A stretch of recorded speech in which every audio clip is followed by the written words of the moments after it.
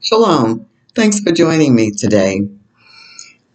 Today, this story just happened to come up when I was having a conversation not too long ago with someone. And you know how you're talking something and it kind of bring you a memory of something else.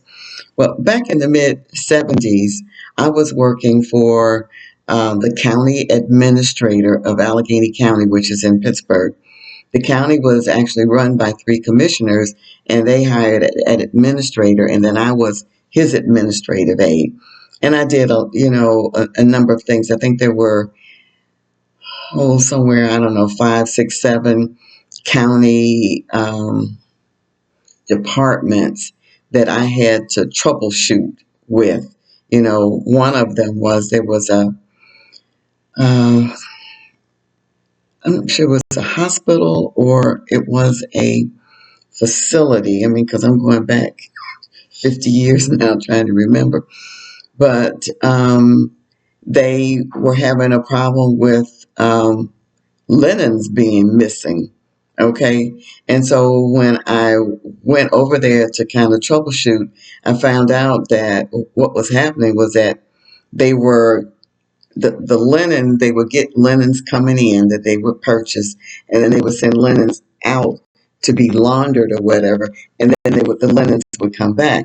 Well, somewhere in that process, they were counting the linens that were coming in, but they weren't counting the linens that were coming back, and so that in that process, some were missing. Okay, so when they did their accounting process, and so it was things like that. And I do remember that there was a juvenile detention center that a part of what I had to do was involved with them, and there would be runaways, and so I had to get involved in the process just to make sure that the right things were going to be able to send the people out to make sure that they got the person coming back.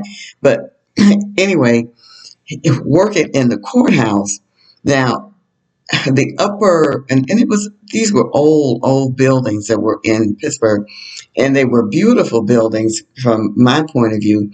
Underneath the buildings, because there were several, there was a sort of a courthouse complex. You could go downstairs and then walk through these tunnels that could get you to these different buildings where these other departments were. And upstairs where I worked in that building, there were the court rooms, okay? And there was a lot of things that jumped off in those courtrooms, and I'm just so thankful for Father's mercy. I do remember that everything had to be shut down one day because there was a prisoner who was in court, escaped from the courtroom, but they did catch him, and so that was kind of resolved. I do remember that one person went out on the ledge and was threatening to jump, and the police had to come, and they had that inflatable, looked like a big mattress or something like that. So if the person jumped, they wouldn't hit the cement; they would hit that, the mattress. But that situation got to be resolved too. And I do remember another one because those were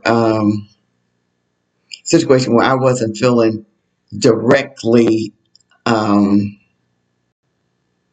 threatened, even though the guy had escaped. And by the time I found out about it, they had already caught him.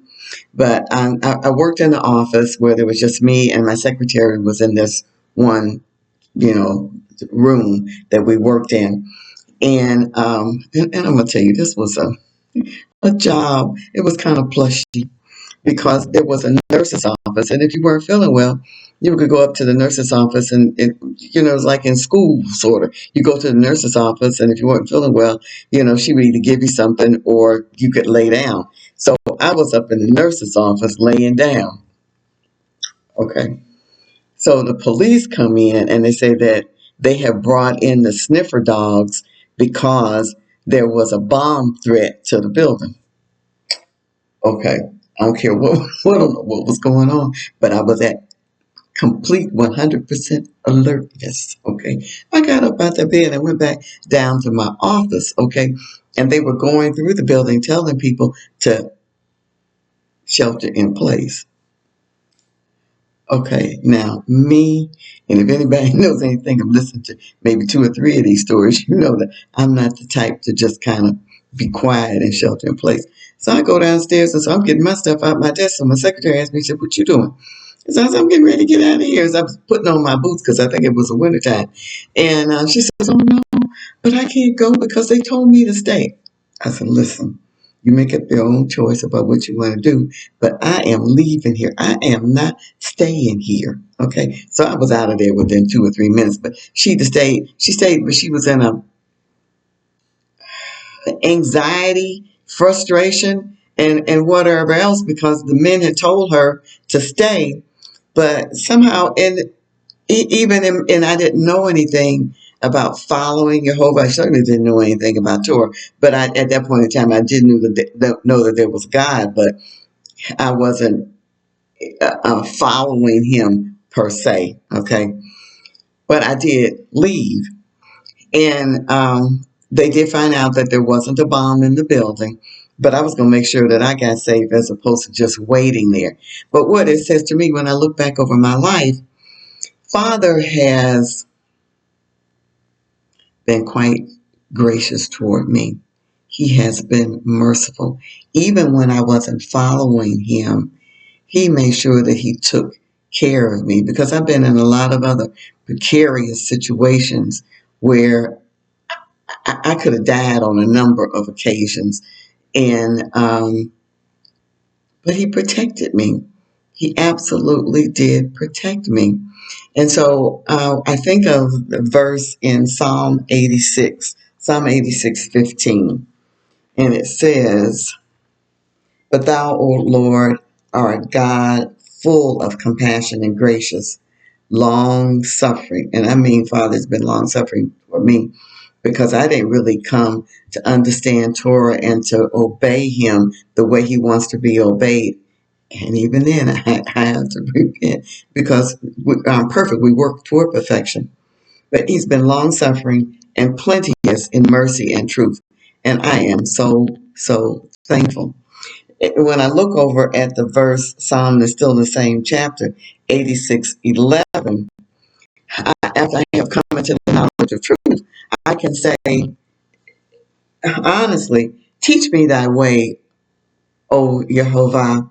I will walk in thy truth.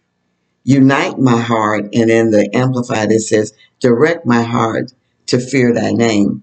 And when we fear his name, we want to stay in obedience to him because the blessings come by the way of obedience.